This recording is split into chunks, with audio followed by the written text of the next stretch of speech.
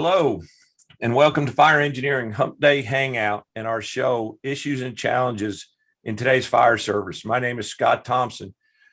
Thanks for joining us. We have a little different group today. Rick and John are out teaching in Kansas, and Chief McGrath is out of state. So you're going to have us, members from the colony, but we're glad to have you on. I think we got a great topic today. We're going to be talking about formal mentoring in the fire service, and it's something that we're all pretty passionate about. I've kind of had a saying where I believe that mentoring is the future of fire service learning and leadership. So I'm excited to have our guests on today to talk about that. Just as a reminder, if you have any questions, zip over to Twitter and send them out our way. Please make sure to add hashtag FETalk for your questions.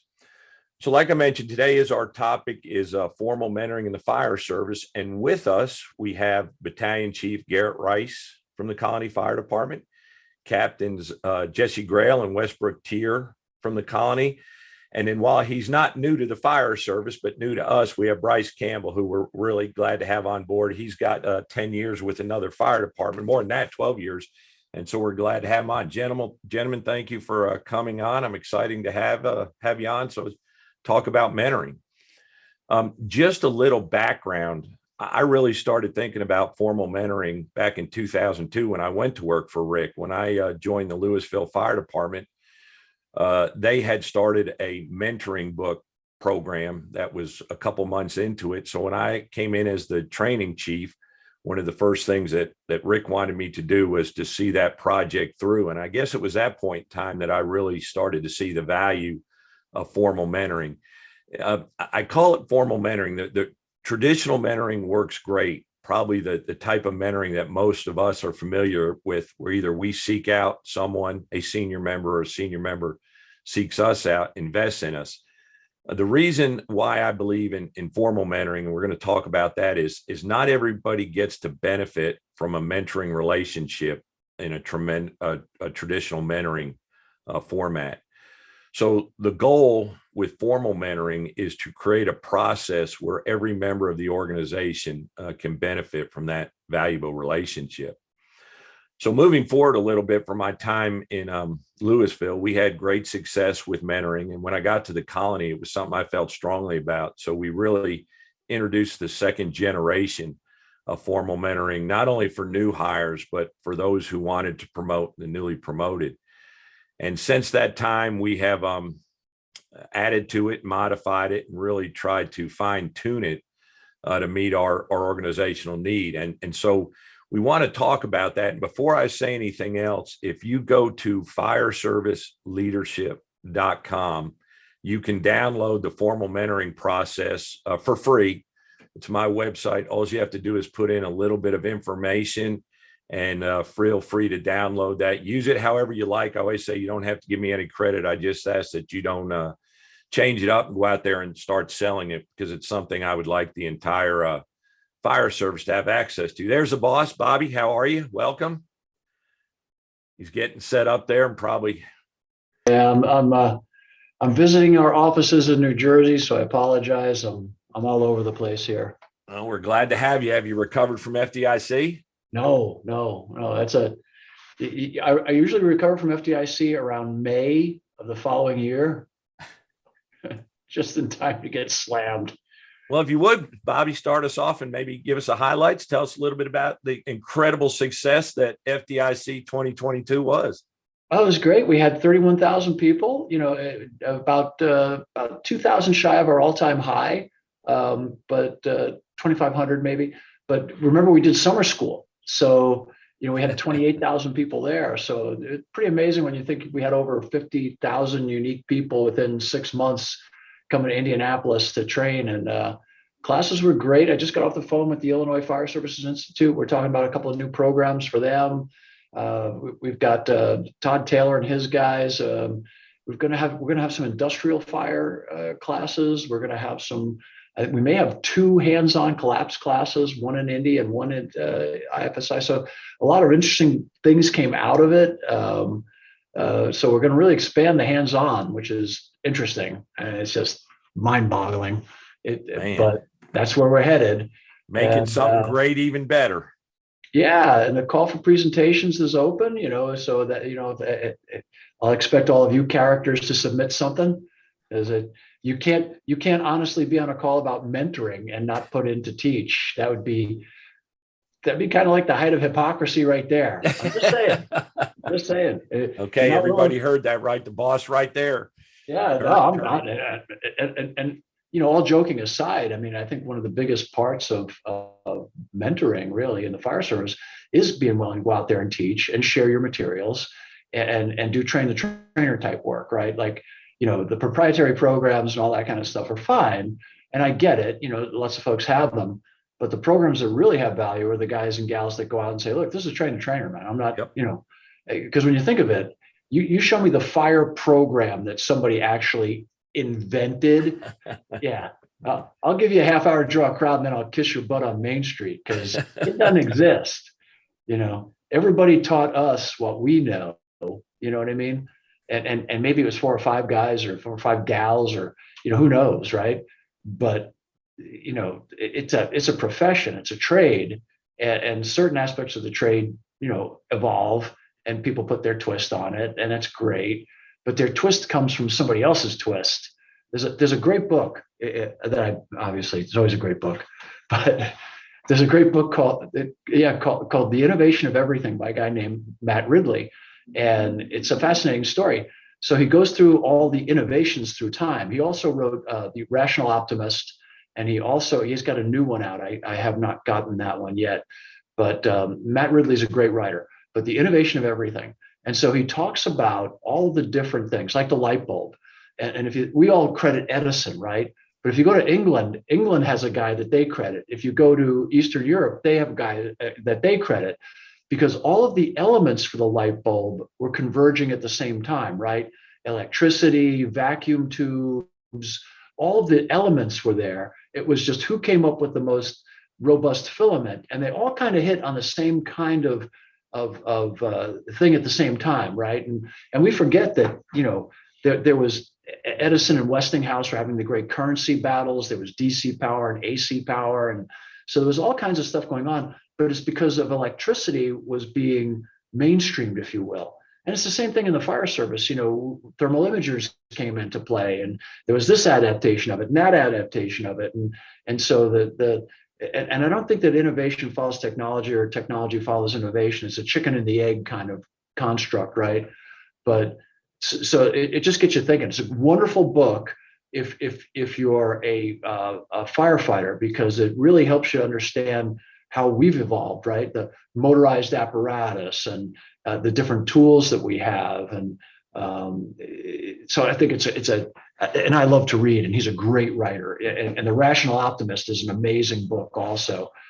So I really, the kind of books that you get mad at me when I recommend them, because you'll all send me notes saying, "You suck. I was up till 3 o'clock in the morning. I couldn't put that damn thing down. I hate you." You know what I mean? And I'm like, okay. There you go. There you go. And for sure, experience that is not shared is experience wasted. So we all do have that obligation to share what's been shared with us. Outstanding. So I thought we'd start off and go to Chief Rice. Battalion Chief Garrett Rice is with us in the Colony Fire Department. And Garrett, I wanted to ask you just a little bit about your efforts as our training coordinator to kind of really introduce our last generation of mentoring into the organization, and kind of the interaction you had with all our members as we really tried to move our mentoring efforts to the next level. Thanks, Chief. Yeah, my time with the colony obviously has been a little short, but when I came in, the monthly mentoring program, at least the forms and all of that were already established and, kind of expected that was being done. I think it was a year or two ago when your mentoring packet finally kind of hit and was published. And I know you struggled over, whether or not that was going to be utilized in our organization or not, because obviously you're using that outside the department. But to me, the information was just too valuable. So it is a big packet, 60 something pages. So we broke it down into, smaller chunks and issued that as training from the captains to their crews. and I think it gave everybody kind of the backstory on already what they were doing. I think so much of what we do and the successes that we have is because we don't really have a formal mentoring program. I mean, it's there, but I think it's more the organic, and it has become ingrained in what everything we do. So I think from that standpoint, there was a lot of success in getting some of the science behind it and the why, and really working through that. And then what we did is attached questions that they would use to spark conversations about mentoring, and just get inside people's brains. And that really kind of took off. And then at least from that standpoint, we got opportunities to share that in Oklahoma City with Chief Mike Walker, who was trying to put up a similar program. And just recently we had a chance to share that in Dublin, Ireland, Dublin Fire Brigade with Andrew Young and his group out there. And the cool thing is, and Bobby alluded to it a little bit, is, you get to give this stuff away. And so for me, it's a little tougher to mentor. I've got two of my captains on here. It's a little tougher to mentor them because I'm not housed with them. So you're trying to catch an hour here, an hour there. You try to maybe read some similar books. You try to have some conversations, but it's difficult. But at least one of my strategies as a BC is to take them along for the ride. And so they accompanied me to Oklahoma City. They were on there with Dublin Fire Brigade. And it's been neat to see them develop, and hopefully I'm bridging the gap, some of those things, and help support them in their careers. But that's kind of at least what we've been, doing right now in the colony. Captain Tier and Captain Graham, I'll go to you next, but Captain Tier, first, you're a captain on Truck 14. You have a fairly good sized house. You have the rescue there. You have the medic crew there with you. Would you tell us a little bit about kind of your approach to managing the mentoring program at the station level? And then Captain Grail, I'll go to you and kind of ask the same question, but how you kind of maintain the quality of it, how you choose your mentors, and just some of the things that you see as the result of our efforts, if you would, please. Yes, sir. Thank you. First, thank you for having me on. I've kind of been blessed as I came up through the colony because I was green as could be when I first started there. And I've had some amazing leaders that I've been able to learn from along the way that did some of the mentoring in their own fashion and was able to take little pieces from it. And then when you put out the more formal model, kind of bring it all together. One of the easiest ways for me to explain how we do it at the truck house is, first off, I've just got great people. We've got some amazing go-getters that want to train, want to learn, and want to teach. Bryce just came on board about a month ago. In fact, he's due for his first little mentoring evaluation using the formal stuff. It was last week, but I was at MSOC, so we get to catch up on that when I get back next tour. But we have guys that, even though Bryce is coming on with a lot of experience from another department, still want to listen to his stories and what he knows, and then add on kind of what Chief Rice talked about how we do it with the colony way. And man, those guys are, you can kind of delegate some of that out, and some of it you don't even have to because they're just so into it. They want to rip the whole truck apart. And every night, we've got everything dumped out of the truck, compartment by compartment. So if we catch something, we can throw it back on. But they'll just spend hours out there going over that kind of stuff. Guys like Hamlin and Sandoval that are they're go-getters, and they want to teach, they want to learn. And then one of the things in the mentoring packet that I think gets missed on a lot is the part about the reverse mentoring. You've mentioned how we're bringing these guys on and they've got years of service from somewhere else. Man, some of them have come from halfway across the state, or, in Bryce's case, like Brian, they have completely different methods. It's like if you go to West Coast or East Coast, there's different stuff to learn from. And so we're learning from him just like he's learning from us. The delegating part, it comes down to, I just done doing my rotation over there for the battalion step-up stuff. And I mentioned to Chief Rice, one of the hardest things for me to wrap my head around was going from managing a crew of 10 people to managing 30 people on the battalion level. And he said, you don't have to manage 30 people.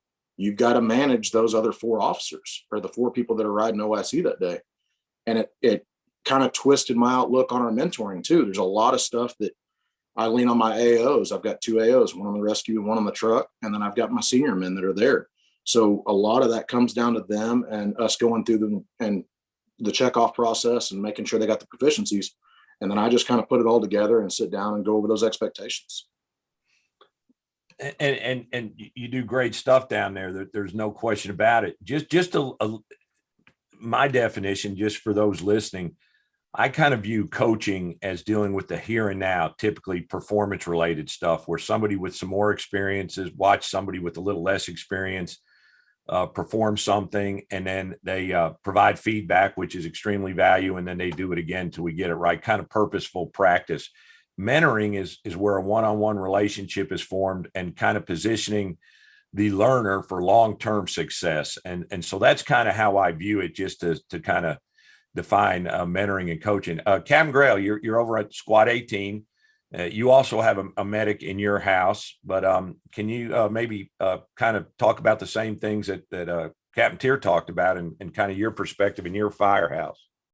Sure. I obviously echo a lot of the same things that Captain Tier said, but to kind of build on it, I feel like mentoring is, especially within a company, very much kind of a team effort. Where a new person that comes into the house may have an official or an assigned mentor, but every single member on the company obviously has their own strengths and weaknesses, and that's definitely a conversation that I have with the set official mentor of somebody that if you're going to be in that role, you have to know the things that you're also weak at, and you have to seek out other members within your company that are better at things that you're not. So maybe all the information flows to one person, but you have to be in a position where you're seeking out help from other team members in areas that they're good at, so that we're all putting an effort towards bringing people up and mentoring people. And the thing I really like about our mentoring program is everything that we have set out. Bryce, I'm sure will speak about it, but there's a set thing where you're meeting with the officer on a set schedule. So it's the entire mentoring process is a lot more systemic rather than just kind of a roll of the dice of what other organizations may experience. To kind of build on what Chief Ross said, he said it was kind of difficult for captains and battalions chiefs to mentor. The thing that I enjoy about the mentoring process between captains and battalion chief is it almost kind of flips to where it's on tap, to where even though he doesn't get to spend a whole lot of time, if I'm in the same position with my people as he has been, then I can make a quick phone call like, hey, this is what I got. It just takes a lot less of the fluff away from it, but we're both have been in the same spot. But it's just a quick resource that you can call and reach out. Outstanding. So, Bryce, if you would give us a little bit of your background, because you do have some experiences, and then maybe a little bit about why you chose to make the move. And I say that because one of the things, and I think everybody on the panel has one time or another sat on our interview boards, and one of the things we hear all the time when people come into the organization is they're coming for the quality daily training, and we kind of call it that. And then mentoring is also very important. So Bryce, welcome on it. If you would kind of tell us a little bit about your background and then your views on the mentoring process, which you are currently involved in at the candidate level.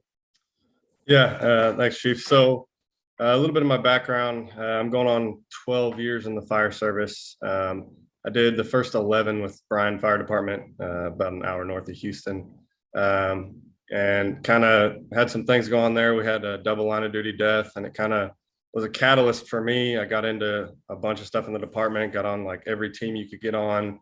I was a lead instructor in our recruit academy. And you were an apparatus operator, right? A driver. I was an apparatus operator on the ladder truck. I had actually just got made as lieutenant, actually left the department right before promoting. So like a week before promoting. And so it was a hard move for me. But one of the reasons I did move is, I'm a big fire service nerd, I guess I can call it. And I go to conferences, I read lots of books, and I stumbled upon your book, The Functional Fire Company, and it kind of spurred my interest. I'd seen you speak, and then I knew some guys at the colony just from seeing them at the at conferences and everything I kept hearing is you had experienced guys going there. There's formal mentoring. There was something there that, being a student of the fire service and a student of leadership, I wanted to dive deeper into, because the department I came from wasn't a bad department. They had a lot going for them, but I felt like I wanted another challenge, wanted to get us into the next level, if you will. And so I made that decision to come and kind of actually dive into the culture, dive into the mentoring program, the training culture.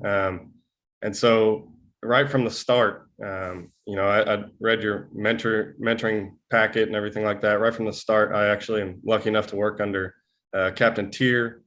Captain Grell was my NDOC instructor, and Chief Rice is my chief. So I'm lucky that I've gotten to work with all these guys. And from day one, there's an expectation, like, here's where you are. And it wasn't, shut your mouth, stay quiet your first year, you're a rookie or cadet, whatever you want to call it. It was, we want to show you the colony way, but we also want to learn from you. My very first tour, I sat down with Captain Tier. He laid out his expectations and wanted to learn about me more than just the regular, who are you, where'd you come from? Someone mentioned earlier that relationship, is diving more into that. And then I was assigned my mentor, Hamlin. He's been brought up, and from the very beginning, I guess the best way to describe it is it's almost like a big brother. He's going to let you go through some stuff and find your way through things, but he's also there to make sure you don't fail. Essentially, you're set up for success from the beginning. And Captain Tier talked about diving into everything. I shot a text to everyone I got hired with, and I'm not even kidding, the first day's truck check took till 3 p.m. And so guys are very interested in getting you caught up to speed with the colony way. There's benchmarks set. He constantly, they want to set you up for success. So instead of starting with a mop and a broom and here's how you clean the station, which I know happens in a lot of places in the fire service, they started with, let us see your mask up times. Let us see your bunk out times.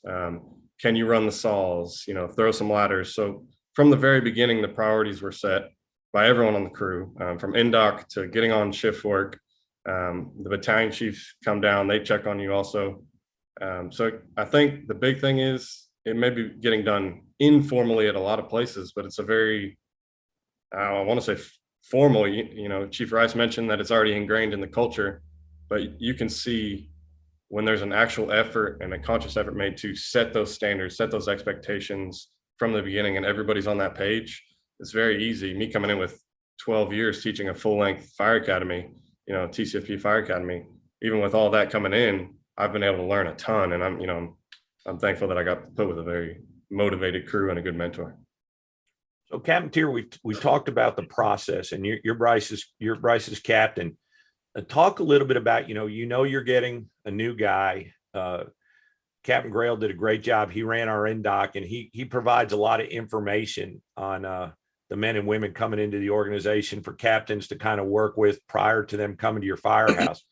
But tell us a little bit about how you chose Zach to be Bryce's mentor, and kind of your expectations of getting this going, and then how you kind of supervise it to make sure we maintain the quality and the integrity of the program and the relationships. Yes, sir. So that's one thing that makes the mentoring process that much easier, is we have that 2-week NDOC process. As an officer, once I find out what firefighter I'm getting, I reach out to Captain Grail and I reach out to the people that taught each different discipline at NDOC, find out what the strong points were, what the weak points were, what does this person need more coached up on. We're bringing in experienced guys, so I just need to know what their biggest thing is. So when Bryce came on, I find out they didn't do a lot of vertical vent. So that lets me know when we start doing our hands-on approach day one, as soon as he's done with his ghosting shifts and he's riding backwards, he could be the guy up there running that saw. So that's one of the areas we start focusing on right off the bat. He already mentioned that the mask up times and all that kind of stuff. So we make sure we're squared away on the basics, but then we start getting into the more specific task-oriented stuff. As far as choosing Hamlin, like I said, I've got a super strong crew. I think I could have chosen just about any guy I've got over there. I chose Hamlin mainly because Sandoval's going through looking at possibly testing for apparatus operator. He's good at, he's been doing a lot of swinging as far as doing some driving stuff, some step up driving stuff. And Hamlin's just one of those guys that he's salt of the earth. And, you know, like Bryce said, he is the detail guy. I mean, he's taught me stuff about chainsaws that I had no clue about. He'll take stuff apart down to the smaller than your pinky nail out of the motor of it and show you how it works and put it back all together. And it's kind of like Forrest Gump putting the gun together in the middle of it. I mean, it's amazing. He's that guy that he is your epitome of like a solid back step that knows everything there is about the fire side of it, the firefight part of it. And so there's not a better guy to put it in the mentor role for somebody that's coming on board. That's kind of how I chose that spot, and how we kind of tag team off from the NDOC into the mentoring for the new candidate. You know, I think one of the things a lot of fire departments struggle with when you have probationary periods is number one, maintaining an adequate flow of feedback so that the new member understands where they are. Hopefully it's daily, but at least monthly through that period. And I believe, you know, just kind of my informal opinion is we probably let go of above average number of people during the probationary period. If they're not cutting it by month number 10, then we have to make a decision. And one of the things that I really like about the formal mentoring process is when we have to make that decision and let somebody go, they know exactly where they stand. Nobody's surprised by it. And I can tell you, everyone that I can remember has stood up and I said, have you been given every opportunity to be successful? And they'll say, yes, sir, shake my hand. And they walk out the door knowing that both sides tried. So that's really a great thing to have where you're evaluating those people. And, you know, if you bring somebody in, if they're not hitting in a probationary period, they're probably not going to be rock stars after that. That's not always the case. Captain Grail, tell us just a little bit about the NDOC and then transitioning from NDOC. Kind of tell us the other side of what Captain Tier told us, transitioning those members from NDOC into the mentoring, formal mentoring process, if you would. Okay, so this was my first time to do NDOC was Bryce's class. And kind of the point of our NDOC is not necessarily to get every single skill to a proficiency level. It's mostly just to introduce, get kind of some quick visuals on where their skill is at. Definitely being able to talk to them. I was with them the entire week that we had. We did a 6-day NDOC program, so I was kind of with them in the entire week. Even though our instructors changed, I still kind of built some sort of relationship with them and kind of figured out the ins and outs of where they come from, what they're comfortable with, what they're not comfortable with. And then just with, my knowledge of the department and the people that I've worked with, you kind of start filling people in of just their personality type and who I think they would fit best with, or, what companies kind of fit their style or that may be able to offer them something where they can grow, in the areas of their weakness. But also that kind of, like we said before, that kind of goes both ways. A little bit of, where one company may have a hole, you're offering them a guy that maybe is going to up their game a little bit. So it's definitely a two-way street. And so then after everyone just gets their assignments, I think for the other officers that, of course, Captain Tier is on our battalion, so I spoke with him face to face. Just kind of gave him a short synopsis of, where they were at skill wise, where they're going to an engine or a truck. We have their competencies, so we can kind of say, hey, they're probably going to need more work when you get to the engine days, or specifically if it's a 2.5-inch deployment. So there was kind of a synopsis on each candidate as they went to the company there were, so that they can kind of pick up from where we left off at NDOC, and then as they get deeper into their competencies. And then part of the process is especially the formal process is each month you sit down one-on-one with your candidate and your mentors, and it's part of a goal setting. You go over strengths and weaknesses and set goals for the next work period, along with a checklist of things and so forth. Chief Rice, maybe talk. We talked a lot about our new hires, and specifically a little bit about Bryce's experience. Share a little bit about the shadowing and some of the things that you're doing with your officers as mentoring when you're preparing them to step up on a temporary basis as a battalion chief. Yes, sir. So I've kind of been blessed, and it's funny. I guess you could probably argue it either which way about when we promote somebody, whether or not they leave your shift and get a whole new thing. And I'm sure all of you could weigh in on that. But I've lucked out. Captain Grail was a fireman underneath me, and Captain Tier, I believe, might have come over as a fireman. I think as a driver is what I got you. So I've had these relationships with these guys, and so Captain Tier just finished, his 2 years earlier this year, and that kind of signaled his time to start the car and move over to that. But the cool thing is it's been an ongoing, process. It's not like I just got him a year ago and I'm having to quickly learn them. It's been continual conversations and development. So it made the time on the car, a little bit easier. But we did 3 tours, which for us, that's 3 48-hour periods. And we've done it a couple of different ways. I'll be honest. I mean, Captain Tier is a smart guy. The little stuff that we're doing, scheduling or staffing or time off or any of those things, those are functional things that it's not too big a thing for him to learn. What I had to do, and we tried it, it was kind of the first time we did it. I gave him the keys day one. There was no, hey, watch me do this or whatever. I said, hey, I'm going to be over here in the passenger seat, and you have to run everything from day one. But I'm here for these 3 tours, and let's have the conversations, and let's ask the questions. And we went and we burned down buildings all over the city, running command scenarios, and then just spent time, time that I don't normally get to spend with him. And I'll tell you, it was from 7 a.m. until close to 10 p.m. every single night, and so we got some good opportunities. We had a couple of structure fire calls where I could watch him perform, and then afterwards come back and go, hey man, great stuff on this. Let's clean some of these other things up. Consider this, and it just became a really cool dialogue. And while Captain Grail doesn't probably want to come off his squad, I know he loves his company. He is well poised as well moving forward for this next process. And so we're looking forward, to these guys. And I think that's the other part is, as a mentor, I care about each one of those guys that, anything the fire service has that can offer, that they can take advantage of it. And so sometimes I'm able to see them for what they could be or where they could be. Right. And I had to have that at an early age. I had an officer who's actually fixing to retire next week, who I was a backstep with. And he said, man, you need to take this test.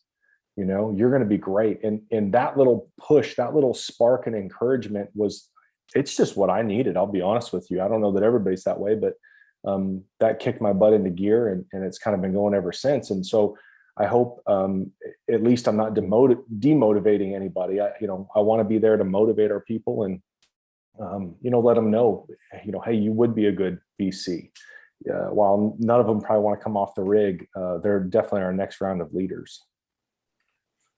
One of the things, and some will disagree with this, but as the chief, one of the things that I'm very serious about, and the expectations I have for all 3 battalion chiefs, is I want us to be more alike than different.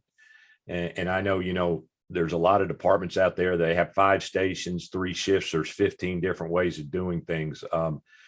My philosophy is that we're a system. We're the Colony Fire Department, and I want some consistency and some predictability across all 3 shifts. And I believe, and disagree with me if you guys see it differently, but I think the mentoring process is one of the ways we get there. We're sending a consistent message of our leadership philosophies and principles, our operational philosophies and principles. And I believe that allows us to deliver a more uniform service. The other part of it is that if there's challenges, if we have issues, that relationship is already formed. So maybe where a firefighter who is not part of that mentoring relationship has a problem, I call them learners versus mentees, they can go to that mentor and say, hey, we're kind of seeing this, and maybe this is something that you need to mention. And because that bond is there, then that mentor can go right to the learner and address that and work with them and make sure that things get cleaned up. What's going on? You guys are smiling. What's up? Somebody want to say something? I throw out a challenge to anybody on this call that works for you to tell you how they disagree with your program there. The what? No, so the overall goal of your program with the mentoring program is to develop an understanding of the system and how the system can help you move your organization forward. And it would just be ludicrous for any one of these guys to say, "Oh, well, I kind of disagree with." No, well, not necessarily that. I just thought I'd dare to them. I said, I dare anybody to disagree with the boss on this one. No. I welcome anybody to disagree with me. Well, when one of my questions coming up is how can we improve it? How can we make it better? That's an important point. I think it's a different way to say to phrase the question. I'm just teasing you about how you phrase the question, because I think what you're really saying is, we've got this methodology now, but I'm always open for people to say, hey, well, what if we introduce this element? Absolutely. So let's talk about that. You guys are very comfortable. Let's talk about what the next generation maybe looks like. And to those that are interested in maybe starting a formal mentoring process, maybe some suggestions and thoughts on, we're giving them the packet that they can download, but maybe some things that they need to think about maybe doing differently or improving. Anybody want to chime in on that? Chief Rice? Yeah, it's fun what Bobby was kind of ribbing at there with disagreeing with you, but it's funny, on my way out yesterday, I caught B Shift, our engine over there, and I love those guys, and got a rap with them for a little bit. And we were talking about standards, and we were talking about some mentoring and some discussion on that. And I shared with them, you and I have spoke, and I think it's one of our big concerns, and this is different than mentoring, but what does the colony look like in 5 years? And I think some departments can be short-sighted and say, well, this was our goal and we hit it and we've arrived. Cool. We can put our feet up and we can sit back and the work is done. And I was sharing with them, there's I think a metaphor for it that Jordan Peterson has been talking about with the lobster, right? And the shell, and it growing and exceeding the size of the shell. And then it breaks that shell and it becomes a little vulnerable, right? And then hides under a rock for a minute and regrows a shell and goes on growing. But that's if we're going to succeed and we're going to be, a department people still want to come to in 5 years, we've got to grow this. And really the people that are going to take that is the Bryce Campbell, the guy that came in with 12 years and gave up a lot, but saw something in us and says, hey man. And I think the big thing you have to do is you got to give it to him. We have to give it away freely. You got to allow him to own it. And the next version will be defined by the people we just hired. Outside of the department, and I've taught ladders for a number of years, and I realized I don't want to take a ladder class from a battalion chief. I just don't want to do that anymore. I don't want to be the guy teaching. And I had people teaching with me. And this last time that somebody asked, Travis Harden, who's one of our guys, took the class over and went out and went to Garland and taught over 100 people over a couple of days. The last time we taught that class, I think 2 departments ended up making saves.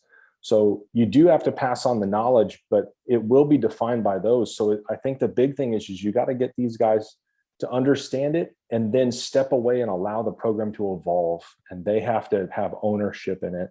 And for the senior guys, myself and some of the others, you also have to stay up with those changes and not go, well, back my day and this and that. We have to stay up. And I think my biggest fear, and I've told you before, is becoming irrelevant in the fire service, losing touch of where we're going or what we're doing. And so in order to be an asset to a Captain Grail and a Captain Tier, or even a Bryce Campbell, you got to stay up on everything that's going on, Bryce, since you just went through it, what could maybe we do a little bit better since you're right in it? Maybe something you were expecting that you didn't get, and if you were to say, hey, we need to revise some of this, what would that look like? Well, a couple things like on what Chief Rice was just saying, how you progress the program in the future. So I kind of have a unique outlook, I think, coming in. I started as a lead instructor for Brian's Recruit Academy, and we also had a 2-week academy, and it was just, real quick, get you up to the Brian way, I guess you could call it.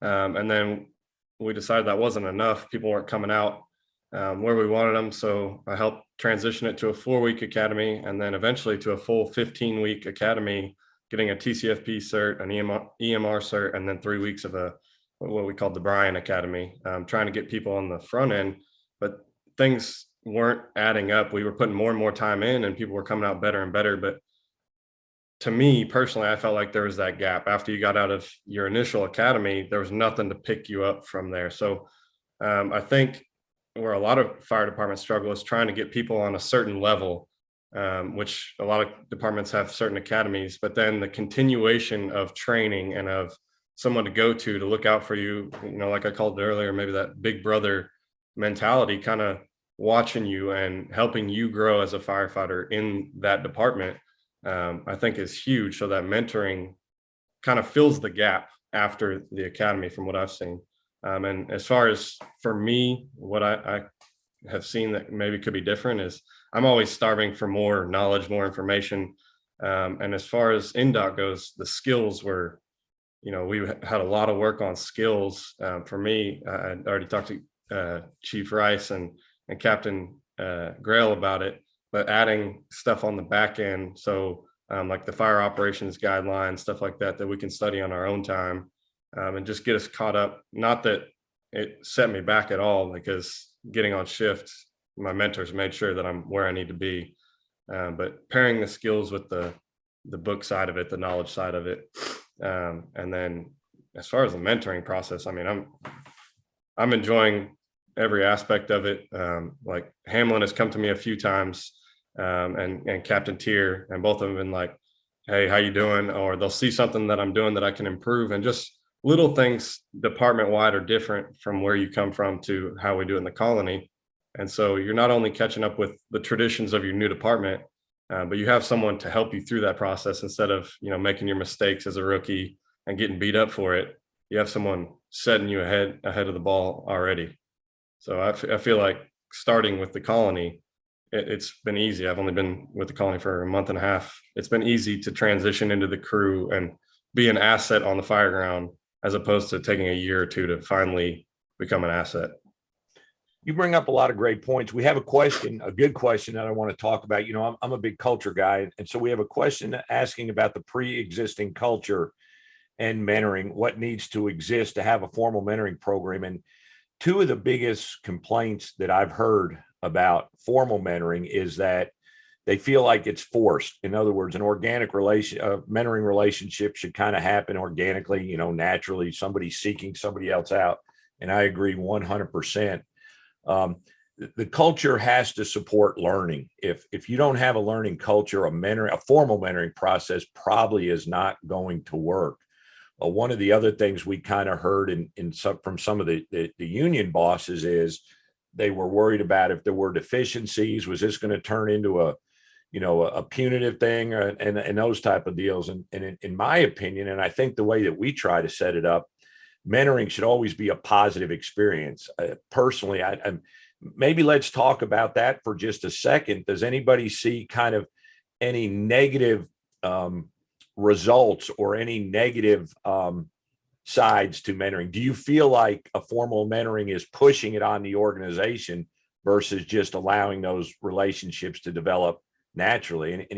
Anyone have any thoughts along those lines?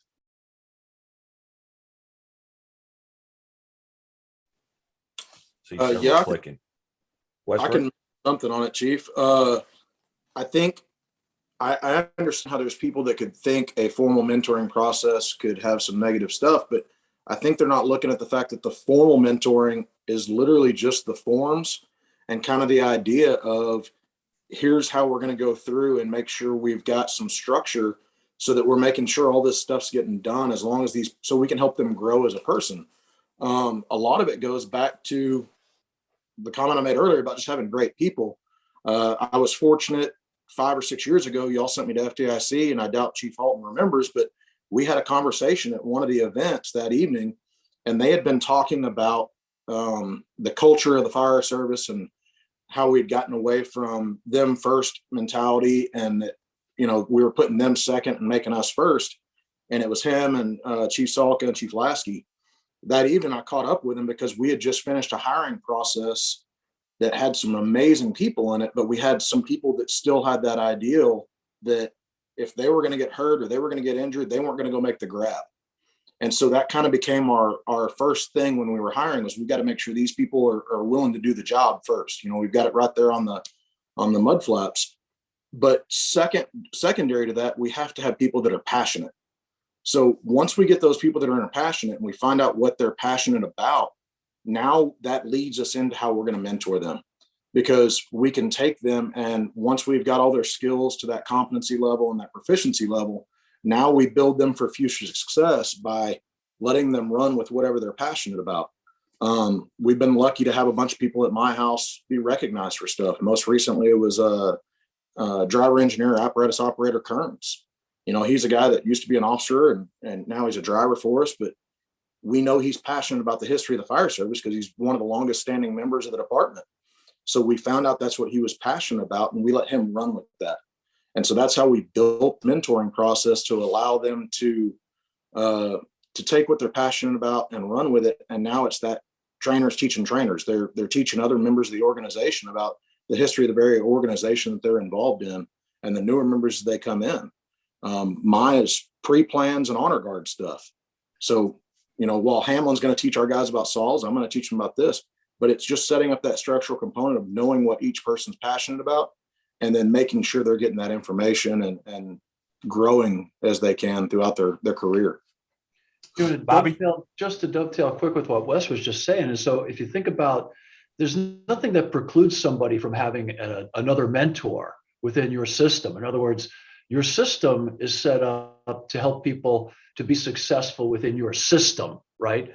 There's other aspects of the fire service, of being a member of the Colony Fire Department, that are not related to the functionality of the system, right? There's the esprit de corps, there's the personal development stuff. There's just the networking and the familia things that go on, right? And that's a whole different realm.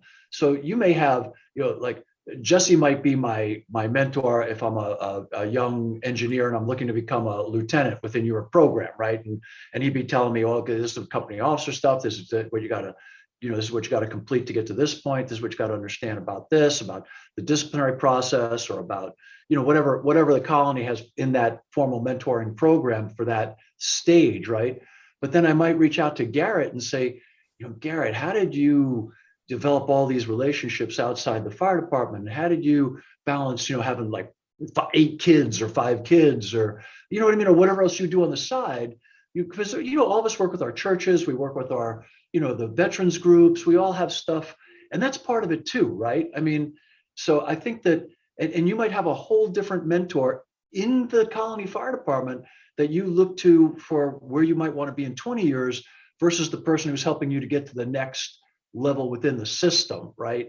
And I equate what you guys are doing to the wildland program with the red carding, right? And it's run in a very similar way.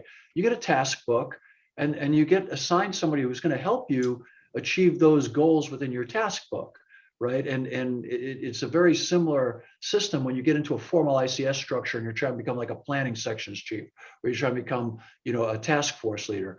And that person is critical, but you might be more inclined to look towards the team leader in terms of when you want that one-on-one counseling about, just the stuff that comes up on the job. You know what I mean? Am I ready to promote, or do I really want to, I'm kind of interested in doing this, but I'm worried if I go in the fire marshal's office, they'll never let me out, because it's no one comes out alive from the fire marshal's office and stuff like that. Right. And that's not always something that you can, your relationships are always different with different people. And so I like what you're doing because it helps somebody within the system that I know is going to help me to move forward as a functioning member of the colony. The one thing I think would be interesting to get together with the mentors, because you made an interesting comment to me, Scott. You said we have an unusually high washout rate. The question should be, why is that? You know what I mean? Is it we're not bringing in, I mean, I think it's just something you got to do internally, but it'd be a great exercise to say, did we hook them up with the wrong person? Is the selection process, as Wes was saying, the person coming in saying, yeah, I don't want to go in burning buildings if I could get hurt. That's a problem. I love that line, and full disclosure that Behind Enemy Lines, the real guy, Scott O'Grady, is a personal friend of mine, where Gene Hackman comes out and says, I intend to put you in harm's way. My son laughs every time I bring it up because he goes, Dad, it's the freaking Navy. The day you join, they intend to put you in harm's way. It's the freaking Navy, and so he always laughs at that part in the movie, like any commander would have actually said that to any group of people. It's so absurd, right? Yeah, the day you put your ass on that ship, son, you were in harm's way. It's got a nuclear reactor in its belly, jackass. So anyway, that's that's kind of what I love what you're doing, because even in the United States Navy, right? You get assigned to a unit, and your chief officer, his job is to make sure that you become, whether it's fire control, whether it's communications, whether it's the flight deck, whether it's, down with the wrenches, his job is to make sure that you progress within that system, so that when you go to test, say you're an E2 or whatever, that you make it to E3, that you keep moving through that system. And that's on him as the chief. You've developed the same kind of thing inside the colony, and it'd be just an interesting conversation, I think, and obviously private at this point, but it'd be an interesting conversation to try to figure out what were the characteristics, what were the backgrounds, what were the common threads in the folks who didn't fit with the colony, because it might help Chief Thompson and the rest of your command staff to select folks going forward to improve that success rate. You know what I mean? I'm just spitballing, but it caught my attention when you said it, Scott. I was like, okay, that's interesting. That's interesting. And the one characteristic, I think Wes would agree with me on this one, because I know him. Curiosity to me, like, I love curious people. Like, Bryce is a curious guy. He was curious about about you guys. That's what got him in there. And curiosity is like an interesting trait, right? You either have it or you don't. You can't develop curiosity. You know what I mean? And that's what I think. I think that's like the number one thing in a great firefighter. They're like, well, how does that work? They're always the guy you find with something. Did you just take that apart? Yeah. Do you know how to put it back together? Well, no. Yeah. I love those guys, right? And gals, so I don't know. I would love to have, I'd love to have a conversation with you guys someday about how you refine your selection process based upon your mentoring process and its success and failure rate, and it's not saying anything wrong against the folks that didn't make it, right? Some folks are fit for Louisville, some folks are fit for Coppell, some folks for Dallas, some folks for the colony.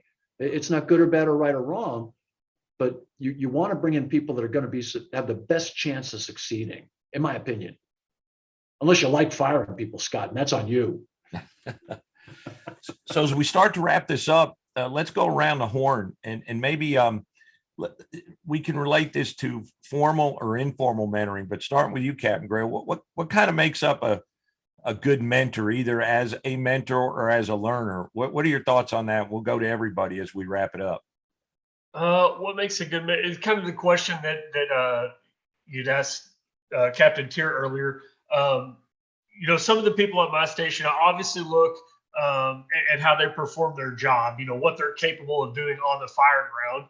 It weighs heavily on it. Is it somebody that, is that him and I are viewing things the same way, and he's making the right decisions without a whole lot of guidance, your senior guys, people that have been there for a while. But another thing that comes largely into consideration for me is, their character. Are they humble enough to take the time with somebody? Are they willing to have a little bit of perseverance in teaching somebody, even through failure, even maybe after they've gotten it right and you have to go back and explain it again? Is it somebody that I can trust, when they're having issues, that they're going to come and ask me? Not that they're always asking me questions, but when those problems come up, can I trust that that person's going to come to me? But character is equally, if not, more important to me than, what they can do on the fireground. Skills can be taught, but what kind of character do I want to replicate within my own company? Yeah, just to follow up, Jesse, those that we have let go, would you agree that it's mostly because of performance issues and not character issues? Oh, yes. But in most of it, I wouldn't even suggest that the people that we've let go, it's been something that they are not capable of achieving at some point. But I do think that there's a large portion of them that it's almost a culture shock. I mean, if you look at all of the stuff that we do and how much we talk about stuff with, Monday Morning Quarterback, our training schedule, our quick drills. I mean, it's just a completely different thing. And if you don't come into our organization like a Bryce Campbell, who's already, really passionate about the fire service and wants to be in your gear and all those things, it's just such a culture shock and unexpected thing. It kind of takes people off guard. Bobby, what makes a good mentor? Well, to Jesse's point, perseverance is the number one thing, right? One of the things, the other thing, I think humility is an interesting word. No one ever defines it. And I think humility means just understanding that your level of expertise is not where that person's is. So don't anticipate that. In other words, you've got to be willing to not talk down to people, but you've got to be willing to understand that they don't know everything that you know, because we all assume that everybody's worldview is the same as ours, and nothing could be further from the truth. Some things come much more readily to other people, like knots. I'm horrible with knots. I've always been horrible with knots. Lasky always laughs at me because I'm pathetic with knots. I've always been pathetic with knots. But it's almost like something got into my head early on, and I can't get past it, right? And I'll rappel off anything. I'll jump out of anything. I have no problem being on a knot that somebody else tied. But for me, the simple overhand, and I laugh because guys that know knots know that the simple overhand is the best damn knot because it has the least turns in it. So it's actually the strongest knot, but they're like, yeah, that ain't going to work when you're rappelling, asshole. So, so you have to be willing to talk to that guy or gal and say, that's okay. We can pace it to your pace on that particular topic, and you might find out that when it comes to hydraulics, they crush it. When it comes to, reading fire behavior, they're unbelievable. When it comes to, the EMS side of the world, they're the best. They might just have this, none of us have everything. None of us are the complete package. You know what I mean? And so I think perseverance, as Jesse said, number one, and I think perseverance goes a lot to humility. I think that the word humility in that case is understanding that everybody has limitations and everybody has, things that they're never going to be as good as you want them to be. Can you get them to the level that the colony needs them to be functional? And that might be as far as they can get, right? And I think that's okay. No one's going to be the best at everything. So I agree with what Jesse said. I would go with perseverance, and I would go with humility. I think those are great deals. Bryce, and I think the other thing, the final thing would be that you really have to like people. You have to want other people to be successful. You know what I mean? You can't be one of those people on Twitter who are tearing everybody down all day long or enjoy that. If you're that person, don't be a mentor. Bryce, as a mentor and now as a learner, what makes a good mentor? Well, I wrote down 3 things just a little while ago, listening to the other 2 guys. I would say number 1, you got to be selfless. Like, you're not mentoring someone for yourself, even though when you do mentor someone and they do well, it gives you a little boost also. So I think you got to be selfless, willing to put that other person before you at times. Maybe not all the time, but another one I would say is competent. You don't have to, like Chief Halton said, you don't have to be the best at everything, but I think you should at least have some level of competence. That way you can pass on some knowledge. And then I think the biggest one is passionate. This is true for leaders, mentors, anything. People follow passion. And so if you're into the job, into some aspect of the job, it makes it far easier for your mentee to be into the job and want to be good at the job. Outstanding. Captain Tier.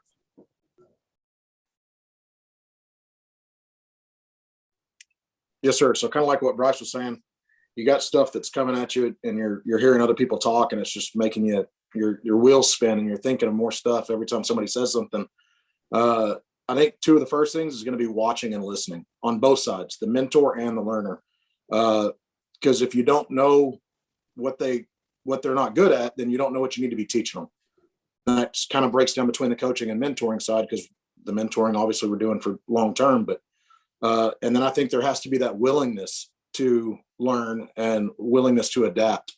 I think that's where some of the people that haven't made it have washed out, was just that lack of a willingness to learn and to get better at a particular area or skill, since I think a lot of it has been skill based.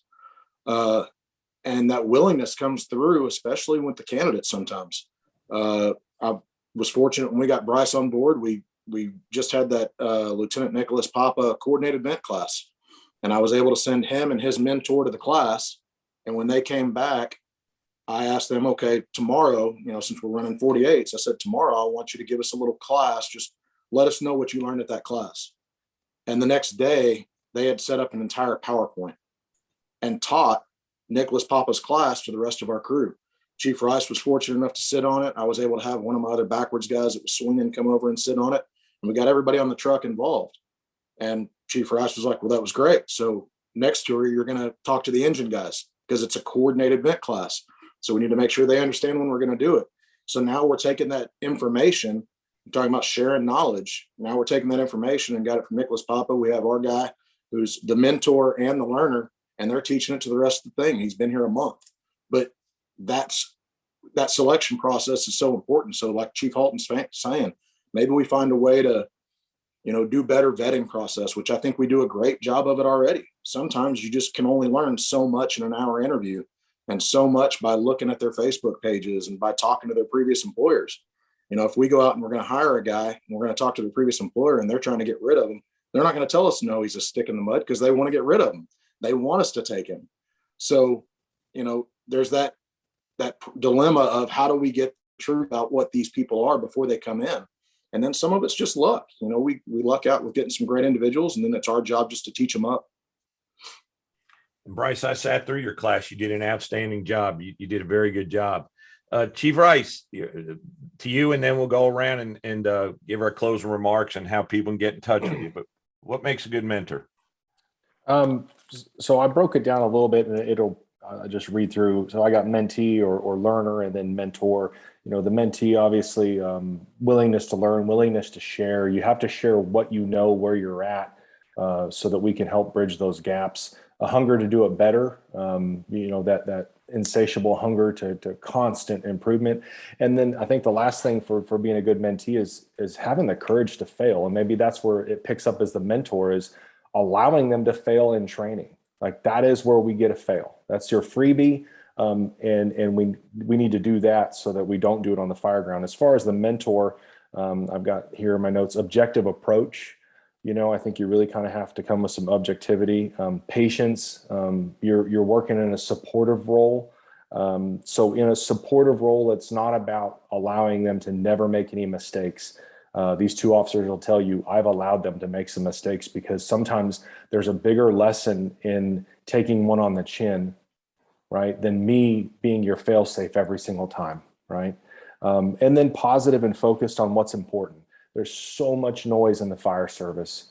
There's so much noise in our department, without getting into our garbage. But, man, as a mentor, you got to say, turn that stuff off, man. We got other stuff to do today, and remain positive and uplifting and upbeat. And, I'm working on that myself. That's one of those things. And I've got a lot of that feedback from my officers that said, hey, sometimes it looks like you're having a rough day, and sometimes I'm tasked with a lot. And you and I have talked like, hey, I got to work on being, outwardly, even though my inside's, positive, outwardly a little more positive. And so that's a struggle.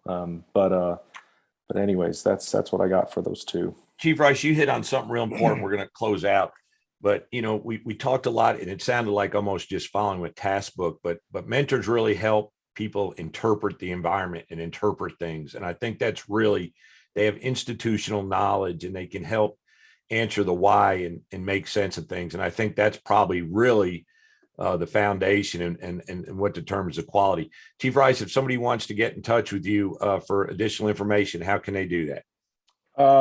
They can obviously just call through the department. We've got our numbers listed for any of our firehouses and battalion headquarters.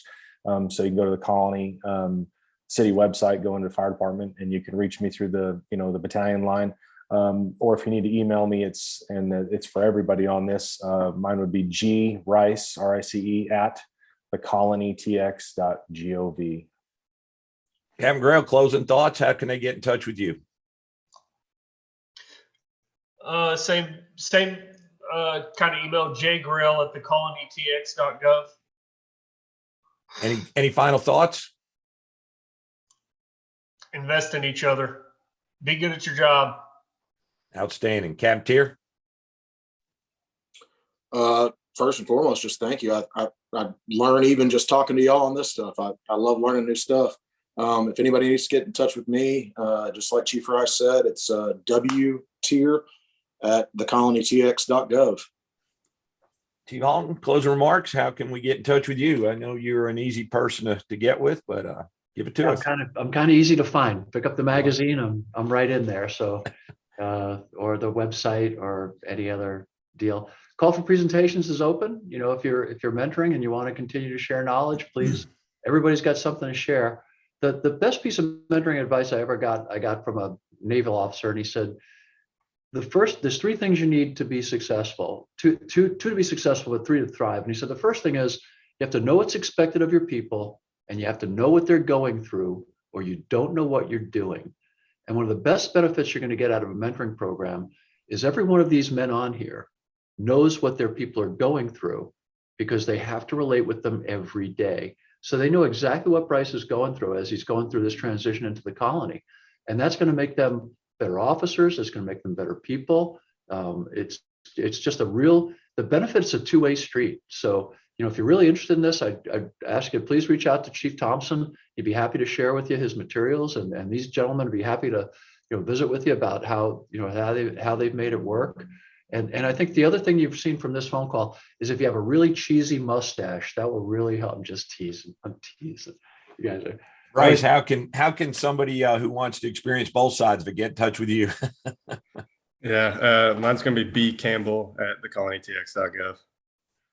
All right. Well, thank you everybody for coming on and sharing your words on this. Our next show is going to be June 15th. Hopefully we will have the regular crew back. Like we always like to say, please keep the men and women that are protecting our freedom in your thoughts and prayers, because without them, this never happens.